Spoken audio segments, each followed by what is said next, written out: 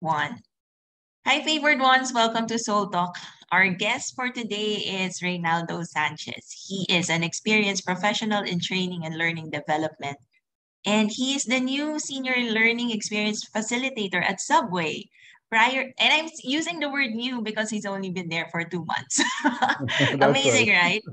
Prior to Yes. this, he was the training consultant at Avis Budget Group for the Latin American Caribbean region for over a decade. And you know what I love about Ray, what gets me excited is that he's able to integrate both the corporate life and the holistic life. You see, he's also a certified life coach, an EFT trainer, and a Reiki Master Teacher. Amazing, right? And I could relate to him so well. I suppose it's because there's a lot of common factors between us. He has attained his MBA, and he's also able to work with individuals from all walks of life. It's not an easy skill. It's not an easy gift to have to be able to talk to people of different consciousness, of different socioeconomic background, but he is able to. And he works with them to develop action plans so that they could make their goals into a reality while staying motivated in the process. Amazing, right? Not an Yes. easy work, not an easy work. But here we are. Ray, welcome to Soul Talk. Thank I'm so you. excited to have you. And thank you so much for Likewise. saying yes.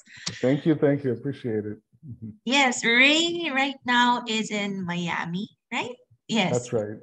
he's in Miami, so we have a different time slot. So this is a recording. So how are you? How are you right now? Well, doing awesome, and thank you for the introduction. That's an awesome way of putting it.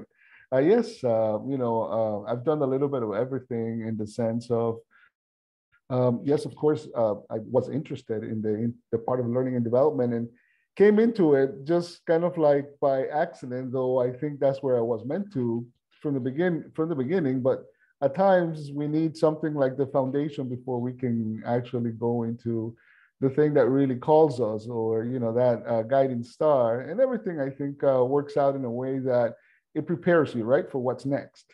And so I think that as I look back in my life experiences, that's pretty much what has happened. It's like one thing has led to another. And I always say that if we look at our lives in general and we look at it from the bird's eye view, we can start seeing the connections, and what those things we think are just accidents turn out to be everything is a stepping stone or a connection to another.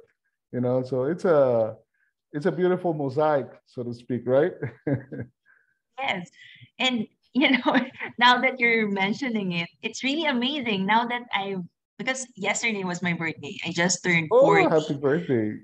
Yes, and I'm so excited to be talking to you. And now that you've mentioned it, it's like that as we grow in this life, as we expand our consciousness, get to meet people of the same wavelength, of the same frequency. And it's amazing to be Absolutely. finally meeting people who are of the same, flock of the same feathers, and getting to, even if like with Ray and I, we're both living in different parts of the world, but here we are talking, and it's amazing to be connecting to him right now. And it's all, how would I say it, divinely Yeah, connected divine is intervention. absolutely. I think that, and I think the beauty of the internet nowadays is that it really helps us connect, across space and time, right? Like in our Yes. case here, right? And get to meet people that before, we thought that we were the only ones doing the wandering, or very few, not the only ones, but you were among the few.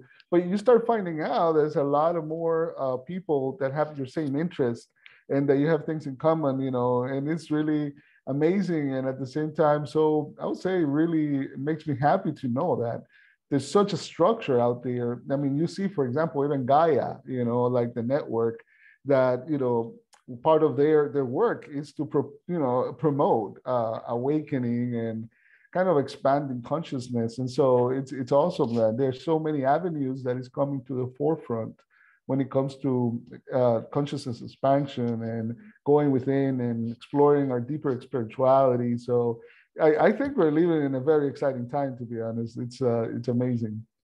Yes, it is exciting. But one thing I'd like to know, because there's this tendency that people would think that if it's corporate, there's nothing spiritual about it.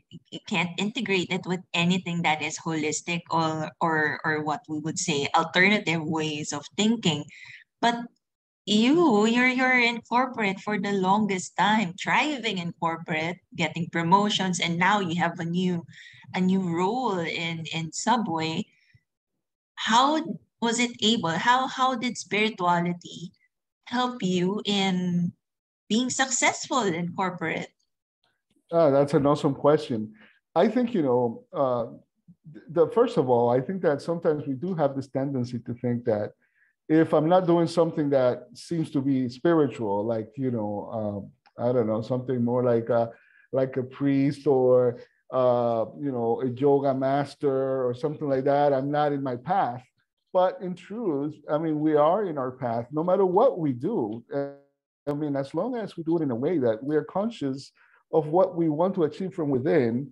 And in fact, we can always think of ourselves as being, an instrument for greater awakening or no understanding that every time we meet someone, it's an opportunity to plant a seed that can help in expanding. And personally, I would say that as I looked at my career, as I've gone from one thing to another and expanding more and more, I will always, it came to my attention. It actually never happened, and not always, but there was a point that yes, I felt disconnected, and I was wondering, even maybe I should do massage therapy or something that is more in the healing modalities, right?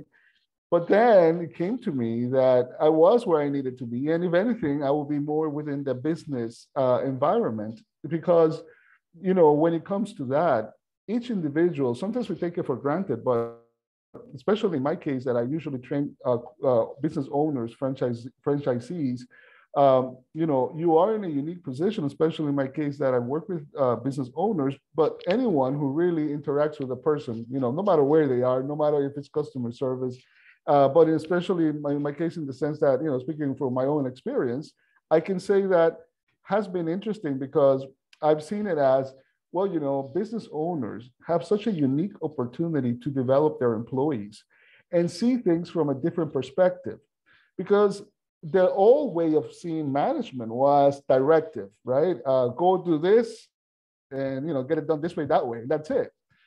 But I think that as now we are expanding even the way technology is working, the different generations, people, especially the younger generation, are questioning why do we need to do this, and it's just not tell me what to do, but I really want to learn more, right? And I want to know the why. And so in that sense, we have an opportunity as leaders, managers, to not just direct, but also encourage them to be involved in the process. And perhaps we're going to be surprised. And most of the time, I'll say we will be surprised in the sense that they have all the solutions we need, really. It's just a matter of bringing it to the forefront, encourage them to participate. And employees will bring great ideas, and most importantly, they're going to feel involved and they're going to help the company succeed even more. So from my perspective, as I was looking at how can I contribute, I think I saw an opportunity where I can help. Here in the United States, we have a philosopher whose name, well, he passed away a few years ago, but was Wayne Dyer. And he said that when we change the way we look at things, the things that we look at change. And so when I looked at that perspective and said, well, I know that for a long time, the perspective in management has been directive versus that of more like a situational leadership, or that you help encourage participation from employees. So I'm saying, well, how can I help and redirect that shift and bring it in a perspective that is, because naturally business owners say, oh, what's in it for me? From going directive to now getting the employees to participate and being more concerned about it and being more, more mindful of those soft skills. Well, what's in it for you is that you're going to have more performance in the sense that employees will be participating more, therefore will be contributing more to your business. But most importantly, customers will see the difference because people will come excited. People will have a different perspective. employees will be more happy at the work environment. The work environment, you can make it in a way that it's not just work, but it's more like feels like a community, you know, like a family, and making sure that it's not just about performing, but it's also about caring. How do you want to grow within the company, right? And how can I help you in that process?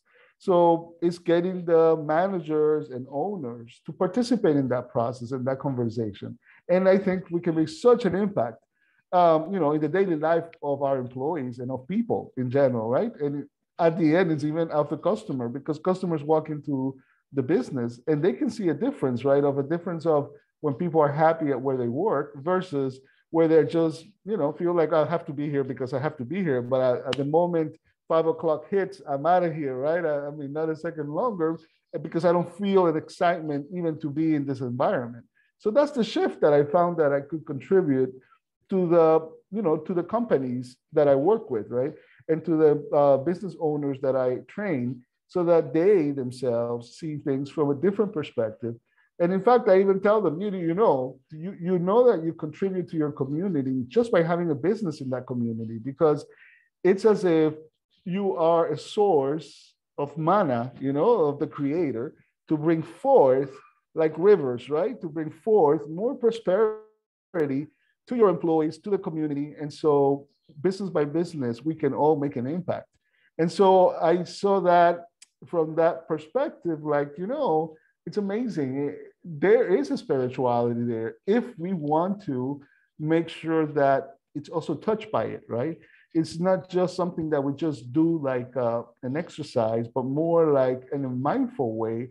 How can I contribute to a business, or how can I contribute to a business environment so that there be more of a learning organization, a participation type of environment versus a restrictive and, you know, on disharmonious. So it's like kind of shifting that mentality so that things flow, right? And as things flow, as we know in energy flows.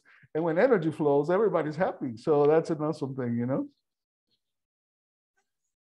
Would you say that you're lucky that the organizations that you have been a part of has that kind of culture wherein they would want to engage with their stakeholders, not just employees, but you know, all stakeholders? Because not all companies have that kind of culture or value, right? Right. So Yeah, it's a different case if you're entering an organization that believes otherwise. I mean, change has to absolutely. happen rather than entering an organization wherein culture is perfect and it's all aligned. That's right. And, you know, and I've had opportunities that people, you know, the business owners will say to me, but Ray, you know, why would I change the way I've been doing things? I mean, it's worked for me so far. But he recognizes I'm directive and people do what I'm saying. That's it. You know, I don't care about the rest of it. But when we talked about it, then I noticed, you know, and this is the thing. I mean, you have to sell the concept, right? You kind of have to sell the concept and help to shift the point of view so that it reframes it from, okay, it just works for me and I don't care how people feel, you know, I don't care about the feelings of the employer, just do it that way, to, you know what, I will care because I want my business to have a different environment where customers will feel welcome and employees will be happy to be there. And I will have, and you know, one of the things that I think it's a big selling point to companies who are resistant to those changes is that, you know, if they want to succeed long-term wise, and we can see companies like Google, Apple, for example, they are a learning organization and they use the knowledge of all their employees and creativity so that they bring it together, and together they actually go to the next stage of whatever comes for them next, right? So I think putting examples of big companies that have made it and that they care for their employees and they use the creativity, they harness it, right? And they bring it together. We can see that that's where the success is. So I tell them, look, you know, if you want to succeed long term, this is not just a business that's going to be for 10 years, but something that you're going to leave to your children and that it's going to be for different generations. Then think of it in a different perspective because the world's changing. You know, different generations of people are coming in and they no longer are going to be accepting directive management. So it's more of now changing to a leadership style and more of a situational leadership or management as well, where it's more of as the employees grow, then you start shifting. And from, of course, when a person comes in for the first time, they want to, they want to learn, and you have to be directive in the sense of what needs to be done. But long-term wise, you want to get that person to have an input of all the processes, and also bring some ideas. Feel free to bring some ideas. And if there are needs to address an area of opportunity, do it from a coaching perspective, no longer from, oh, you're a bad, employee, or, bad person, bad boy, No, but more like in a coaching session, right? That you talk about and see what you can do. There may be some things that, a person or a company can do to help the person move past whatever situation is going on. And it's funny because when you start asking the open-ended questions and you start doing those approaches of coaching versus reprimanding an employee for underperforming, what many times a company will find is that there is in part of the process is that the employee has become disappointed of how the company is, it's doing by them, right? It's how the company is responding to their needs. And so at the core of it is that you need to re-engage again, and kind of from both perspectives, give each other a chance and make some changes. I remember I worked on a project, and I think that to me was very obvious when I saw it. I worked on a project for the Hertz company that at Miami. We had a situation going on where we needed to improve some departments, and in the process, I heard a lot of complaints about some employees, and I approached the employees from a curiosity perspective, and just kind of like just wondering, hey, so what's going on? What do you think we can do to improve this? And seeing it from their perspective, they started telling me things the company was doing that they were overlooking, that was leading to them underperforming. And so it was actually the responsibility of the company that was not providing certain tools and the necessary guidance. And to that, the manager did not see it, of course, because they just expected the results. But sometimes in that process between the performance and the results, there is areas of opportunities that may be not only for the employee, but the company themselves have an area of opportunity that needs to be fixed, right? So I think that in the open-ended questions in coaching is so important because it opens a dialogue between the two. And then you can find out really where the main source is versus finding the person at fault. Is really what's the source of the situation, and let's try to fix it, and let's try to work it out and make sure that, we can both address it, right?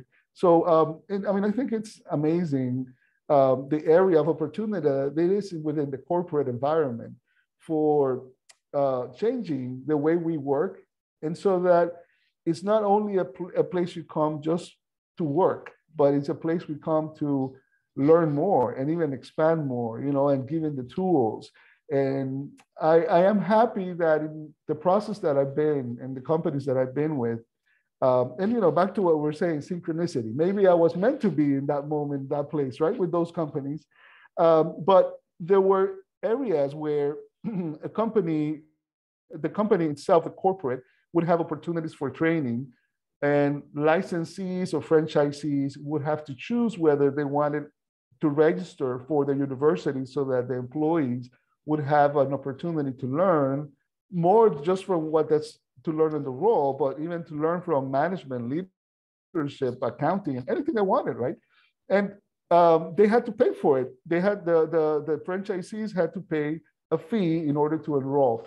So as the head of the Department of Learning and Development for Latin America and the Caribbean region, my part was talking to them and trying to encourage them to participate. And here was, again, that conversation of where do you want to see yourself as a company?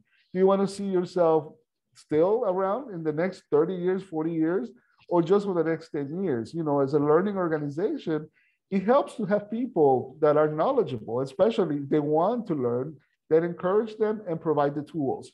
And I must say, I had the fortune to see most companies step up, and they actually were willing to pay the fees necessary for the employees to have that opportunity. And it was optional for the employees to do it or not, but at least the companies, the franchisees were stepping up to their part, right? To provide the tools so whoever wanted to grow and expand in their position, or, many times they could have just taken that knowledge and taken somewhere else, but the knowledge was there. And for them to be able to then not just come to work and do just whatever it is that was assigned, but to do, more than that, and to learn more than that, and have the tools for them to do so. So I am a big believer that it's so important for anyone, to have the tools necessary so that they can, grow and soar as much as they want. And, it is, I say, the sky is the limit, right? And, I'll say there's more than that. The universe is the limit, which we know is limitless. So, it's so much opportunities. And in that, well, I would say that I was fortunate to have been in that position where I was able to, how would I say, convince many companies to actually, invest in their employees and move forward with it. That was good.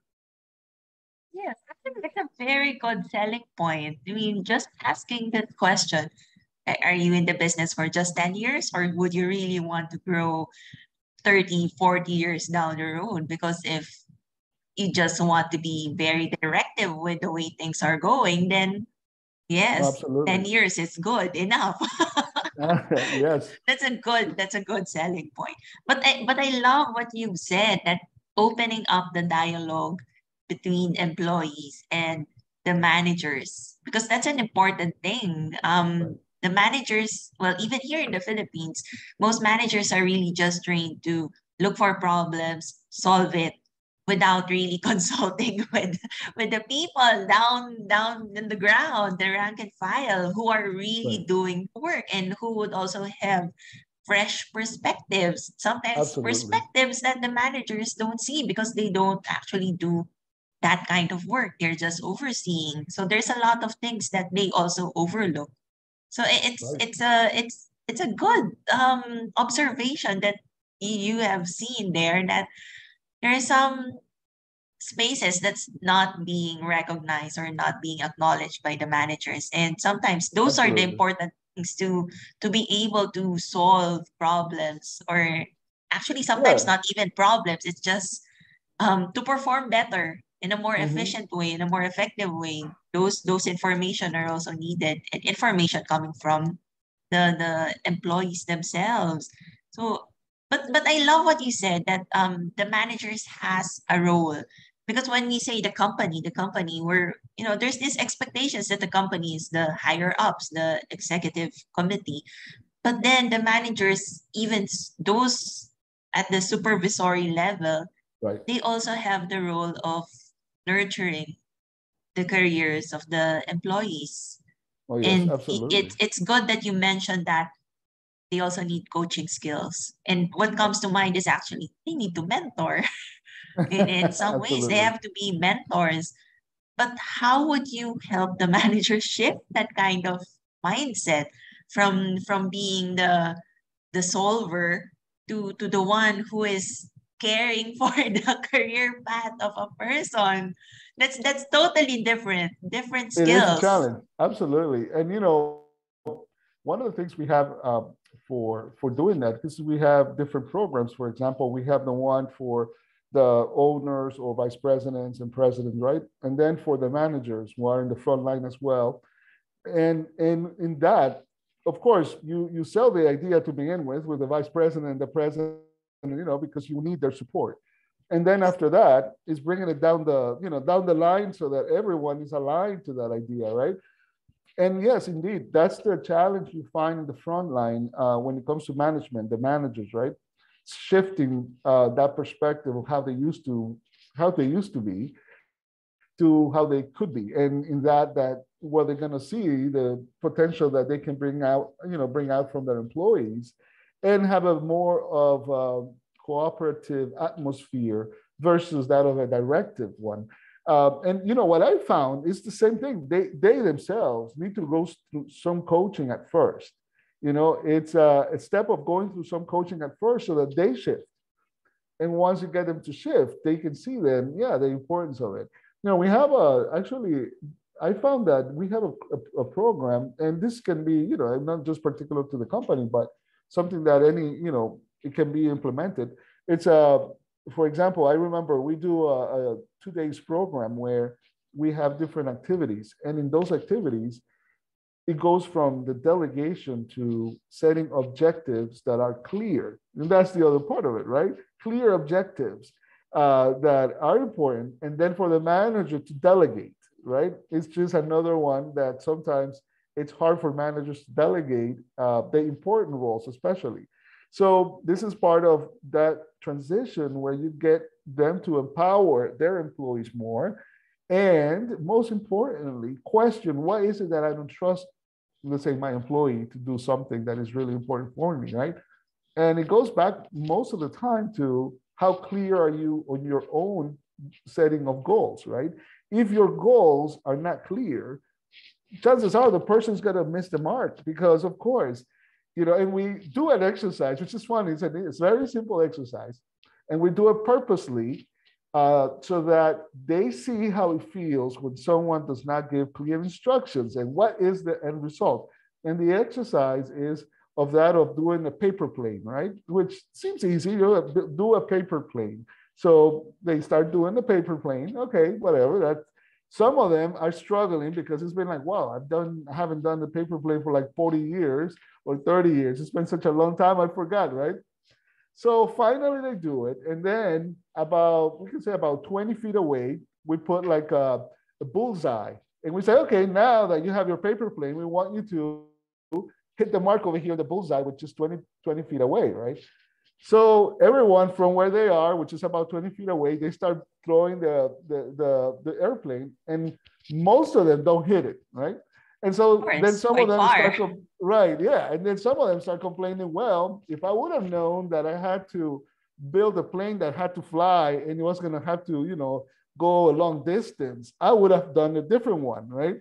And, I was like, yeah, that's exactly the point. If we are not telling our people, our team, what our vision is, what we want to accomplish, what is the objective, then of course people are going to be out of alignment. And then we wonder, why are they not meeting their expectations? It's because simply we are not giving the necessary vision and the goals that we want to hit. And therefore, if we're clear about it, they're going to have different variables. It is just natural, right? It's one leads to the other.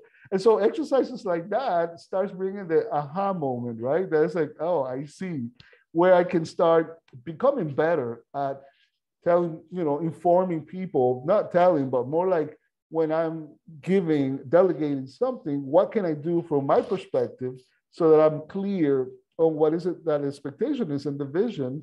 And the next thing of it is even asking the person, how do you think we can go about it, right? Keeping that open conversation, not just dropping the job, but most importantly, keeping an open dialogue where you're also allowing the person to contribute on how can we achieve that, right? But if we're unclear ourselves what we want to achieve, of course, the person that we are giving them that task is going to be unclear too. And therefore, what we're going to get is, who knows, right? I mean, it's just going to be a variable result. That's what really ends up being, right?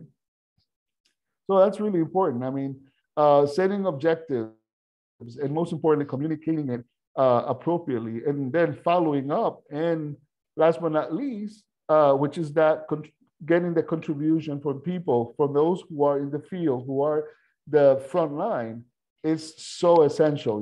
I cannot emphasize that enough. As you mentioned, one of the projects that I did for Hertz, I saw that so vividly.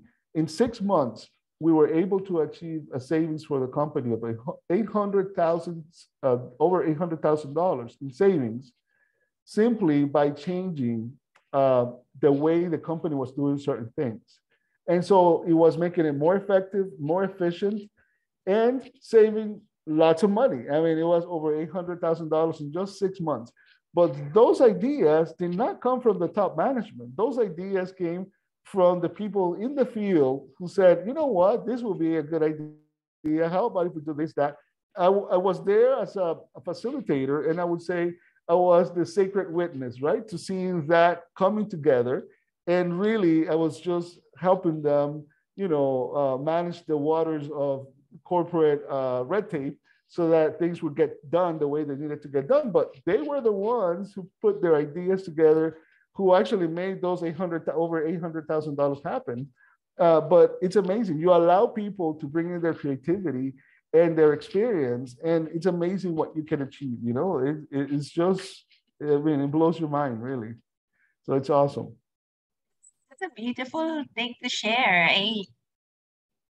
It's amazing that in your quest to help business owners, you're also helping those in the managerial levels and also those who are in the field, in the ground, those who are rank and file, because it really trickles down. And Right. I could see what you're saying, that business owners really have such a huge impact to community, to the society in terms of sharing wealth. That's a term. It's sharing Right. wealth. And wealth not just in terms of finances, but also knowledge.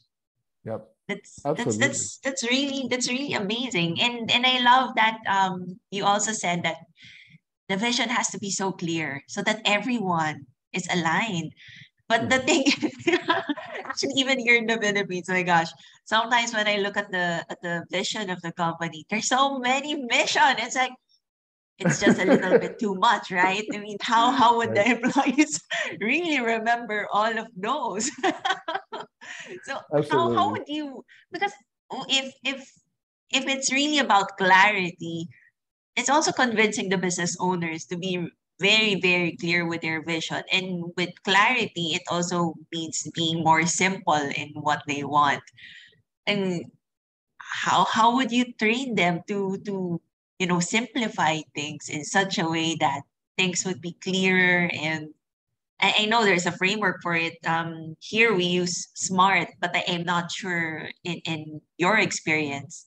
Well, when it happens that a company has multiple missions going on, simply because perhaps, like, you're kind of dealing with different environments or different industries, right? You're working with different industries. So in each industry, you may have like a sub mission, so to speak.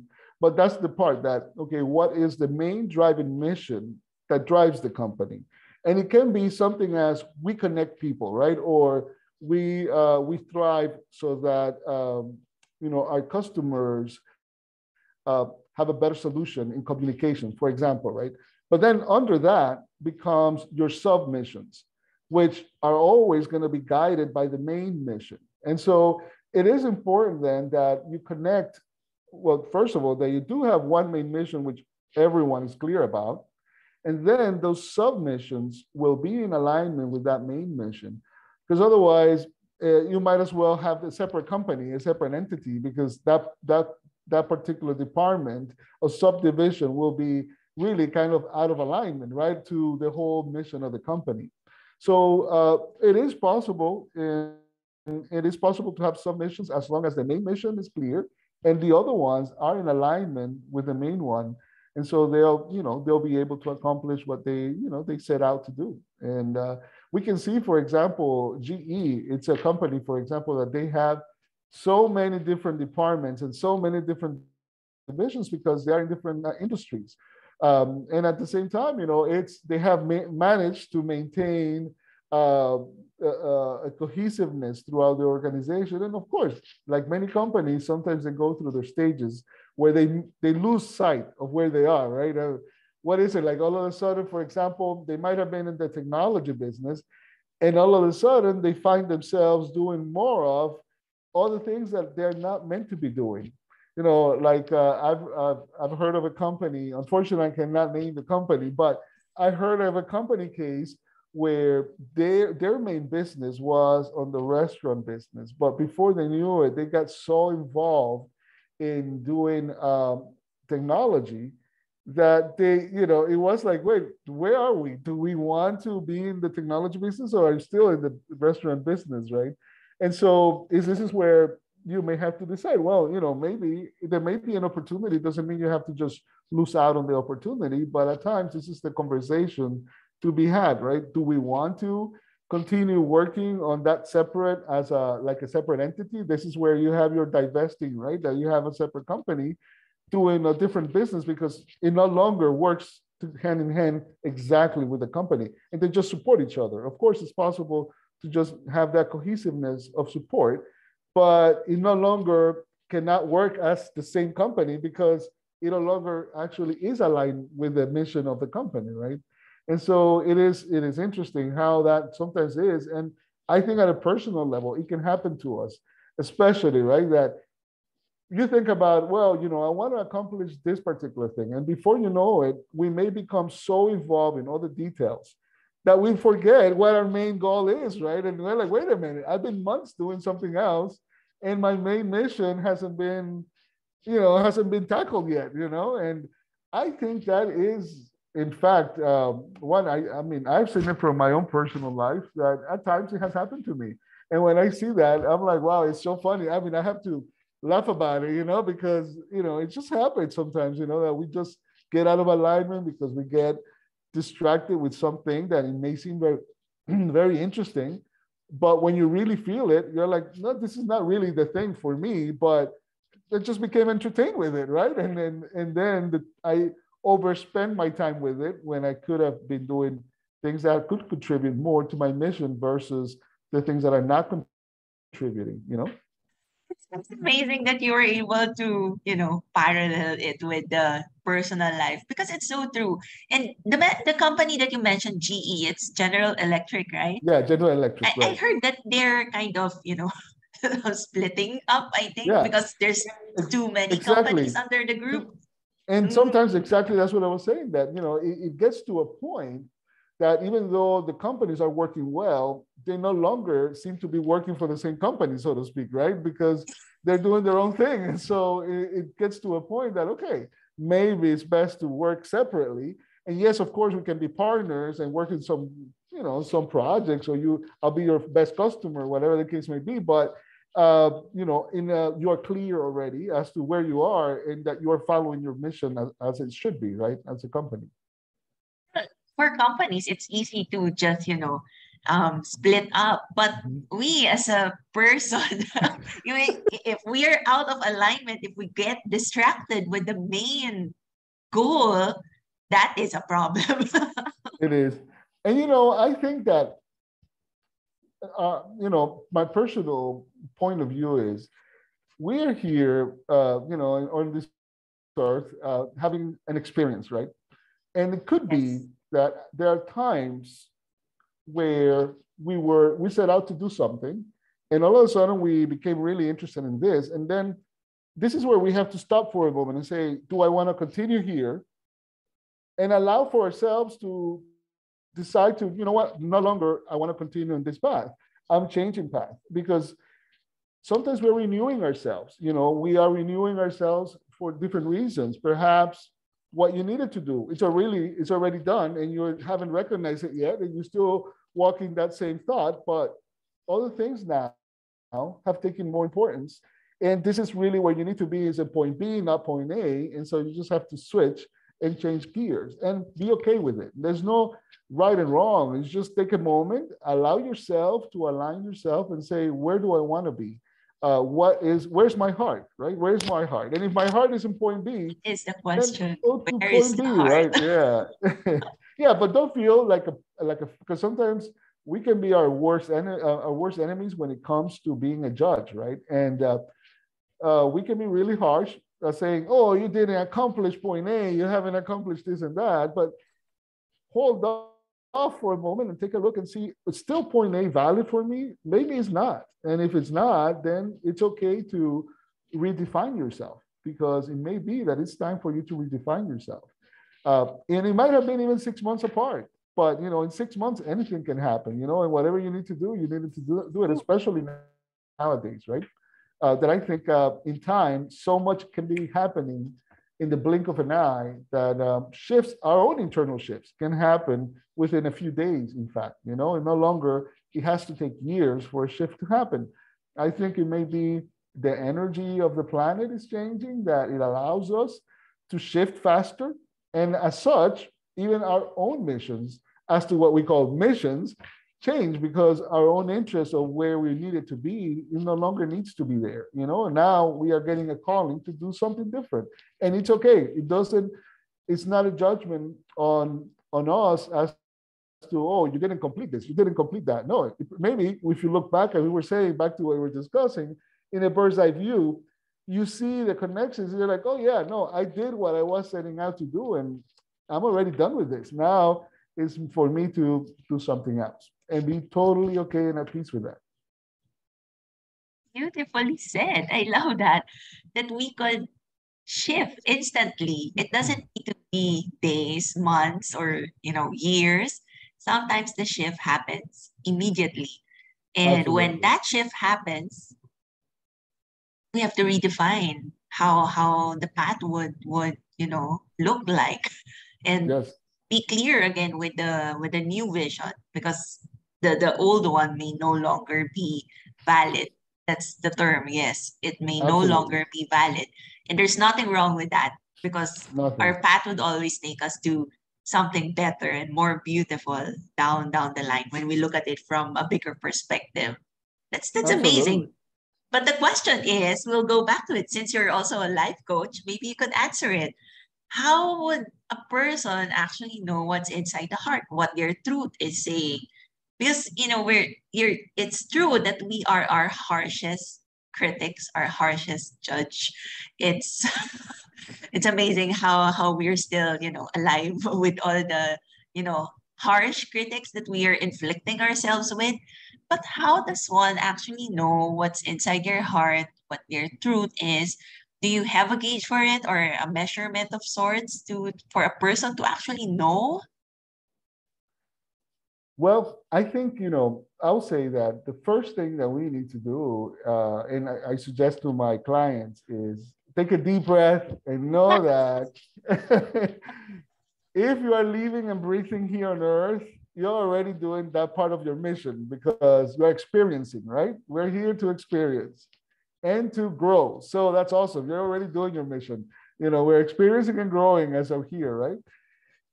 At times, just the thought of having to or wanting to figure out our mission, for some people, can be overwhelming, because they feel like, if I cannot get to this, it will devastate me, right? And that's why I say, just take a moment to breathe and know that you're already part of your mission, because you are living and breathing. And so it's there. But the next part of that is, what you can do is just take a moment to see what are the things that usually fills your heart. And it doesn't have to have, giving you money in the moment, right? You don't have to have done it because of money. It may have been that all of a sudden you took on, playing a piano, for example, or playing an instrument, or painting, or things like that, that you feel really in the zone when you're doing it, right? That you feel really fulfilled. And whatever that is, it can be, even doing, for example, even having your own business can be very fulfilling. So what is it that I feel really in tune and really happy in, right? And what atmosphere? And once you know that, then there is a big, big hint there that will be something to do with your mission. And now, of course, it can be, the question will be next, okay, so now if I know that, let's say I like art, what do I do with this, right? Well, there goes, because you can become a teacher, you can be the person that facilitates artists to meet other people, depending on your connections, or you're going to be the place that is going to hold the art expositions. So that's where you will need to define next, right? But the first part is, where's my heart? And once I know where my heart is, where I feel that I'm in tune and flowing, the rest will fall into place, because now we know, okay, what's my next question is, well, so how can I serve in this capacity, right? I know that I like this. So how can I serve in this capacity? For me, I noticed that one of the things that I learned that I like to do when I noticed it, especially this happened to me when I was working in that project with the team that was able to get over 800,000. that's where I had this realization that really that part of learning and development was something that was calling me, and most importantly, helping people to bring the best out of them, right? And come together, whether you are a business owner, a manager, a leader, or an employee, it doesn't matter. We all have the same potentials. We're just doing different tasks, different things, right? So bringing it together. So for me was, how can I serve? Was I noticed that I can bring people together and be able to, or do my best to help others see perspectives in a way that can bring us together and make the most out of that relationship, right? And so there's, again, that's where do I find myself? Okay, so I see that my heart is in art. What was next? It will be, how can I help? How can I facilitate so that happens? So that, it can create that harmony. And then you can fine tune yourself, fine tune that relationship or whatever it is that you're doing. And I believe that the universe will show you what's next. It will bring you all the different circumstances or synchronicities to give you more clues as to what you need to do after that, right? And see it beyond what's in it for me when it comes to the money, because the money will flow somehow, right? The money will flow. There will be there. And of course, it's natural to say, yeah, how am I going to pay for all this? But it's normal. We're humans and we have to pay for things, this planet sometimes, right? Depends on what you're going for. But don't start there, because that's really not the best place. The best place is what my heart is. And then you will see that even the resources of money will come to you, so that whatever it is that you want to make happen, it will happen, And so money will flow. I call that, to my perspective, I see money as I call it e-money, energy money, because in fact, money is energy, right? I mean, everything is energy. But many times, I've had the fortune of seeing in my life many instances where I said, I want to go to this particular country. And at the moment, I did not have the resources to do it. But somehow a client will invite me to that country, to that city, and within a week or two. And so I could see how the money flowed. And that's where I said e-money, because I didn't have to have it physically in me, physically in my hand, but the energy was in it, right? The energy was there, and that energy brought that opportunity to me. So yeah, the e-money is there, and the e-money will come to you once you already know what you would like to do, right? And so you are the first, the magnet. You are the magnet, and then money will follow. The prosperity, the e-money, whatever you need, the connections, the synchronicities, all the beautiful things that the universe brings together will come together. Yes, it just makes me think of the blockages that sometimes we're the ones who are actually blocking the money that's about to come in. That's right. But of course, that's another topic for up for discussion. But right now, the way I see you when you talk about work, there's so much joy in in what you're doing, and not everyone has that.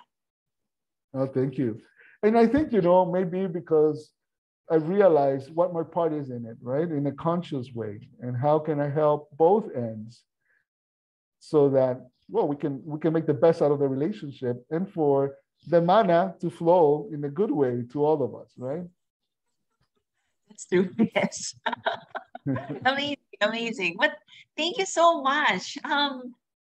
Because you're such a happy person. And I feel that ever since you have been such a positive person. What advice could you give before we end this? Because we're now hitting our 1 hour mark. But what advice could you give to those who are, feeling sad? Because there's a lot of, sad people right now. We're one of the few lucky ones. We're the lucky ones who are experiencing a positive Right. experience during this pandemic, but not everyone is. And I also know a lot of people who are experiencing anxiety, depression. what advice could you give them so that they could find their flow again, to find that joy in life once again? No, definitely. And especially because of what we've gone through lately with the pandemic, right? It has put people in different circumstances, and totally understandable. Well, I would say first start with acknowledging where you are, and that's fine, and understanding, yes, I'm feeling this way, and it's okay. At this moment, I've been feeling this way. Now, the next thing is, do I want to do something different than this experience, right? So what would be my different experience? What is it that I want to experience differently? And how would I want to experience that? And so redirect now to, okay, so what's my start? This is where I've been. I know where I've been now, right? And acknowledge it, recognize it. And it had given you the different lessons that it needed to give you. Now look up and see, where do I want to go now? How differently, or what is it my next stage would it need to be or want to be? What's next? Now, this is an important point. Do it as a choice. And where I say that is not to say, for example, I'm going to be happy when I get a bigger house, but I want that bigger house just because I want it, right? And be happy now. This is the moment where you need to hold that I am happy now, and this bigger house is just enhancing whatever I want. It's just enhancing the experience, but I'm happy now. I'm going to have a better relationship when this happens. Be that now. So recognize what you want and catch yourself in that. What do you think you're going to get out of that future vision? And from there, what is it that you can bring in the now? What is it that you can be that now? And if you're able to do that, which you can, I am sure you are able to, we can be happy now. We can have better relationships now. And the moment we bring that into our present, what will happen then is there is that part of us that doesn't feel that needs to push back or push out those things we want to bring to us. Because you're not changing as a person. You're simply having different shifts of ways of seeing things. And you are being that thing, that person you want to be in the future, you're being it now, right? And so the moment you bring it to the now, the future collapses to now. And so you will see how in less time, you will be where you want to be. So from the standpoint of feeling sad, of course, it's, I would say, to start looking for what can I find in life that can help me bring more spark in me. And it can be as something as subtle as I'm able to breathe. I am going to be grateful because I'm able to breathe. And be grateful for something. Pick something. And ideally, every day, pick at least 10 things you are grateful for. Breathing can be one of them. If you're able to walk, that you're walking. If you're able to see the beauty of a sunset or a sunrise, that I can see that, and every day be grateful for that. And so start surrounding yourself with the energy of gratitude. And as you surround yourself more and more with the energy of gratitude, then what happens is you'll start noticing life going back to what Wayne Dyer was saying, right? When we change the way we look at things, the things that we look at change, and we'll start seeing the shift, Yes, I love that movie, The Shift by Dr. Oh, yes, Dyer. Yes, Wayne Dyer. Yeah, I was introduced to Wayne Dyer when I was taking up family ministries. Amazing, amazing. But thank you so much. Um, well, this ends our conversation. Oh, well, thank I you. love what we have discussed so far, and it is, these are simple reminders actually. We all know these things in our hearts. It's just that sometimes we get distracted by so many things. And there's always this whisper in our heart that will always bring us back towards the truth, our own personal truth. And this conversation with Ray is really beautiful, a beautiful reminder that we can always have that shift. We could always redefine our lives, no matter how happy we are or how sad we are. it could always be a better experience. And just experiencing life, that's already part of our mission. That's right. Beautiful. Absolutely. Beautiful. Thank Absolutely. you so much, Ray. Thank you, Michelle. Such a I pleasure to be learned with so you. much from our conversation today, and truly amazing that it's also possible to integrate corporate and the holistic life. Nothing is Absolutely. impossible in this life as long as we know what it is that we want, and it is going to be done. It is done in the present moment. Oh, So absolutely. beautiful. Thank you And so much, Ray. I love, thank love, you. love this conversation. And for those who are watching this on the replay or in YouTube, well, for of course, for my community, the favored ones, I hope that you have gained so much insight and wisdom from this conversation and that it has blessed you. And please do share this conversation to those who you think would need this. And just by sharing, it is already blessing others. So thank you so much. God bless everyone. And I hope God that bless you. Thank you. we would all continue to have a beautiful experience of this life because it is truly beautiful. Thank you That's so right. much. God bless. God bless you. Thank you.